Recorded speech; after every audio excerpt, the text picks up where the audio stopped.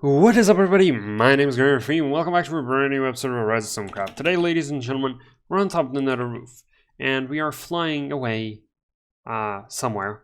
I am trying to find myself a Crimson Forest biome, because today we are going back to working on the nether farm, and this time actually in the nether. So today we're going to be working on the only farm, actually, it might legitimately be the only farm that we have left. Okay, no, that's not true. We still have a handful of farms. But we are getting close, and this farm I'm actually looking forward to because, okay, the nether's sort of bugging out. Hoglins produce two resources. Pork chops, which are an incredibly valuable food. They're on the tier of steak and just below golden carrots. And golden apples, of course, if you want to count those. And they are also produce leather, which is quite an invaluable resource. And the reason for that is the only other farm that actually... Oh, I found a Crimson Forest. The only other farm that produces leather is the cow farm. And as you might have guessed, I can't currently... well, I can. It's just... I need to actually be on my keyboard to use the cow farm. It's not something I can AFK, it's not something I can just let out and do. It's something that I have to pay attention to. I can't just stop here and do nothing. So, I have shulkers in there with our gear. We're going to be setting up here. Beforehand though, we're going to pop into the creative world so I can show you guys what I've been working on. Because this farm is going to be based on a RaiseWorks design, but I give it a little boost. So let's pop into Creative World, shall we? Okay, ladies and gentlemen, so we're here in the RaiseWorks Creative World, and I apologize for those blocks. I've been doing some measurement. RaiseWorks gave us two different Hoglin farms. That one over there, which is the small Hoglin farm, which I think actually produces 8,000 drops an hour, which technically would be more than enough, but this is quite tiny, isn't it? It's a bit sad. So we never do anything in the small style, so I'm going to take the big one, and we're not just going to take it, we're going to boost it. And by boost it, I mean I am going to put it on fire more than it already is, so yes. I don't actually know if those are source blocks. Oh, it's flowing lava. Okay, good. So this right here is RaiseWorks' big Hoglin farm. This is going to produce more than enough items that we could ever want, but I'm still going to boost it. I'm going to put on a second floor to it, and more Hoglins are going to be born. So how does this work? First, you need to be in a Crimson Forest, which we are, and that's what I was trying to find back there. Secondly, you need to build a platform and light it up, so the only other mob that actually spawns in Crimson Forest can't spawn. For context, this mob is none other than the piglin, and so yeah, and they don't spawn in high light levels. So just plop down torches, it's fine, and you can even spam it like this. You don't actually have to, but you could, and there you go, they won't spawn. Now, up next, you need to find a way to, well, take the Hoglins out of the spawning platforms and into the lava. Okay. And to do that, you're going to be using the trapdoor trick, so they're going to think, oh, that's weird. Never seen anybody put trapdoors on the bottom. Anyway, it doesn't really matter. They're going to think this is a proper place to walk to and fall. So, you know, that's not particularly good for them. But then how do you just want them to wander? No, you're going to use this, the warped fungus. The Hoglins, if I get a Hoglin spawn egg, they're afraid of this. And although sometimes it takes them a minute to... Are you really going to come after me? I'm not even in survival. You can see sometimes it takes them a minute, and sometimes they also do something else, which is, you saw it back there. Sometimes they're able to get to the other side, but then they'll just walk back and fall and die. So this is a pretty efficient farm, and it's going to kill the baby ones as well. See, that guy walked back and forward. But it's fine, they'll eventually die because they're at equal distances. So every 6 blocks, and 3 on this side, then 6, fungi 6, fungi 6, fungi blah, blah, blah. And I'm pretty sure you can stretch this platform. we're not going to. This is already more than big enough. It's 91 blocks by what I assume is 12. I didn't actually count this, but I'm going to take a wild guess that it's 12.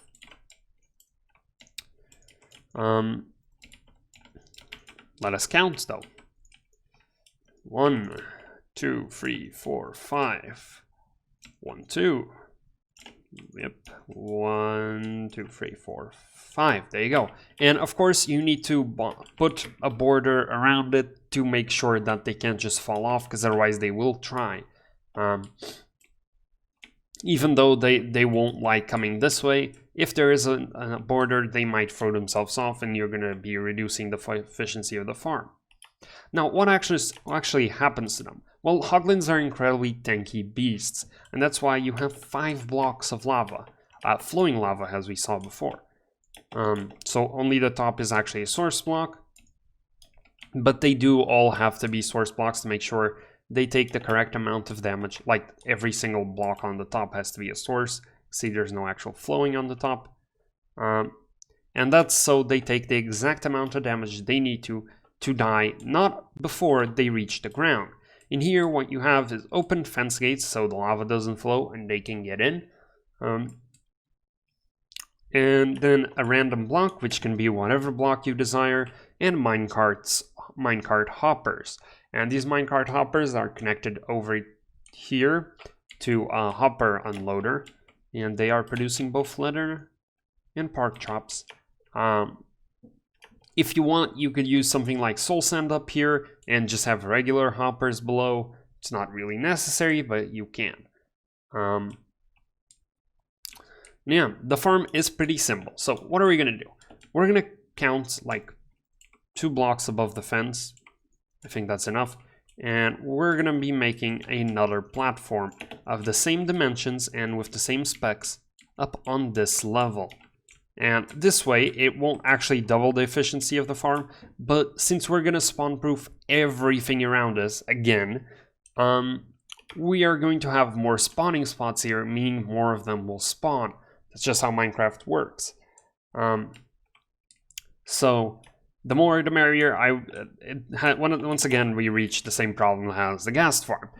It will come to a point where the effort to make more will not benefit you enough to reason the amount of time you're going to be working on this. Now, some of you might be asking, well, this is quite an easy farm to make. And you're right, it is. In fact, it's an incredibly easy farm to make. And if you come over here and look at this one, I mean, I can build this as soon as I pop into the nether, right? All I need to do is have access to the nether roof, which isn't even that hard, and I can build it up here. Then all I have to do is go all the way up there to AFK. And this farm over here produces 8k drops. So this, the hoglins have introduced something that is amazing. They have effectively made the best and new source of food, right? It's incredible. This is incredibly good food. It's one of the few food farms where you can fully AFK it and not have to worry about killing or anything. Of course, you can build a passive mob farm, but that's not something you can do early game. This is likely the best early game source of food you could find. So, yeah, you don't see there's a lot of other farms around this part, but we'll ignore those. Honestly, the introduction to Hoglin was incredible, and I'm sort of excited about it. Well, there you go. There goes another one. Now, as for your heights, well, oh, you spawned on the outside. Littering. Fool. I'm gonna throw you into lava. Do you burn? I think you do. Yeah, you do burn. Good. Go burn. I got monster run for that. As for height, this first platform is on 138, and the AFK spot, which by the way is in the dead center of the farm horizontally, is at Y, if I can actually get up here, thank you, 236, which means there's about 120 blocks, sorry, 90 blocks upwards. Granted, you do have to count all the way down here because these minecarts have to be loaded. So technically it's from 128 to 228, so it's 100 blocks. So there is still some mob proofing that has to be done below. I'm going to be mob proofing the hell out of it anyway, because I feel like all these farms have to be at the best efficiency. But if you come up here, you can see just the amount of hoglins that spawn. It's incredible, and they're a bit confused because of the blocks on the outside right now. So there is that. Yeah, you can see like piglins are spawning outside, but without those blocks outside, there's going to be no break of efficiency, and they're just going to keep dying. Yeah, amazing farm. With that though, I think it's time for us to pop back into survival and time-lapse ourselves building this small little farm, shall we? Cueing the music.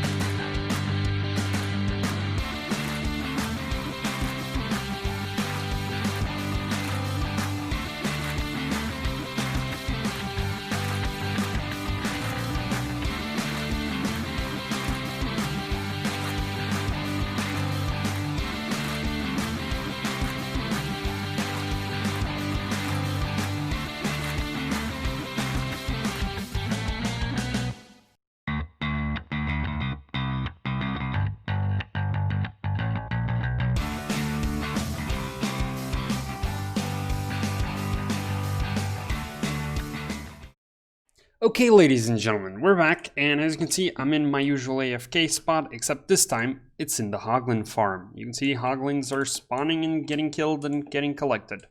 It can take them a little while, the server is sort of chugging a bit, I have to restart it sometime soon. But it is working. It's a really easy farm to build, to be honest, even at this size. It really wasn't that hard to build. Yeah. Hoglins are falling, they're dying. I made this out of blackstone, so it's a little bit prettier. I might encase the whole farm. I thought about it. I'm not sure how I feel about that. We also only have a single minecart for the sake of I don't think we need two. And here we have a sorter. The first two are for leather, which I assume the sorter is still chugging through. Yep, there isn't enough up there. These are for pork, these two. And this is for whatever else might come into it.